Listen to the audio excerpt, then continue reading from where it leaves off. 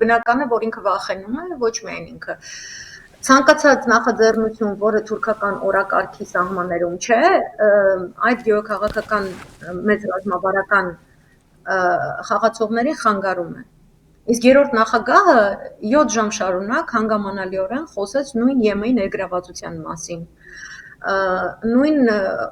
ռուսաստանյան որոշակի տարակուսանք առաջացնող գործունեության մասին, որի մի հատված նույնիսկ այս օրերին կրկնվում է Մոսկվայում նույն կերպ,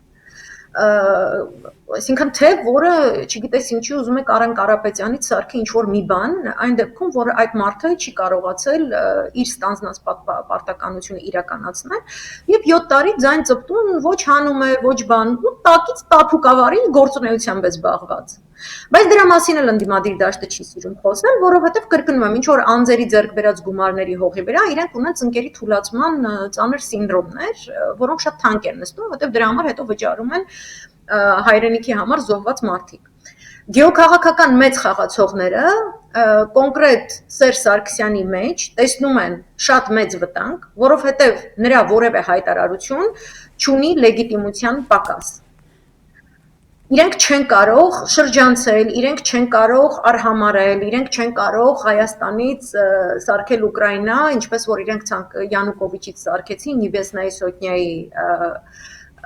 հողի վրա, այսինքն իրենց սցենարները խաթարված են, այս ամենը պետք է հանձնված լիներ դեռ շատ վաղուց։ Իրենք շատ ավելի արագ կայծակնային, այսինքն Տրամպի առաջին վարչակազմի օրոք դեռ այս ամենը պետք է կատարված եւ ավարտված լիներ, բայց չի ստացվում, որովհետեւ դեռ կան իրավական որոշակի չափորոշիչներ միջազգային դաշտում եւ մենք ունենք որոշակի առավելություններ։ Նրանք խոչընդոտում են ցանկացած կերպ այնպիսի գործիչների իշխանության գալուն,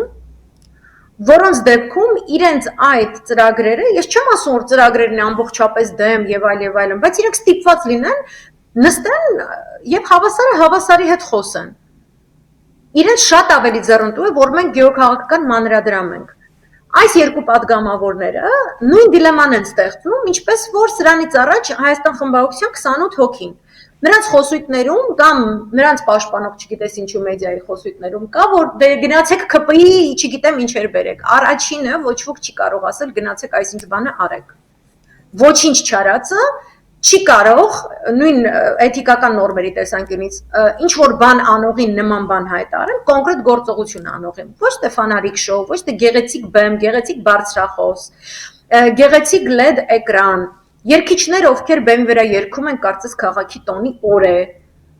Այսինքն մարդիկ տարակուսած նայում են, մենք ինչ ենք անելու։ Նրանց սարսափեցրել էր Դավիթ Համբարձումյանին դիմավորելու եկած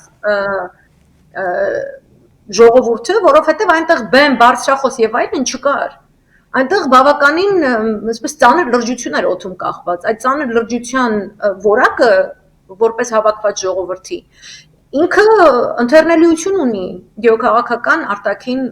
խաղացողների համար, նրանց հետախուզության տեսանկյունից, դա հենց այն որակի, որովհետև միշտ տարատեսակ ժողովուրդ կարող է հավաքվել,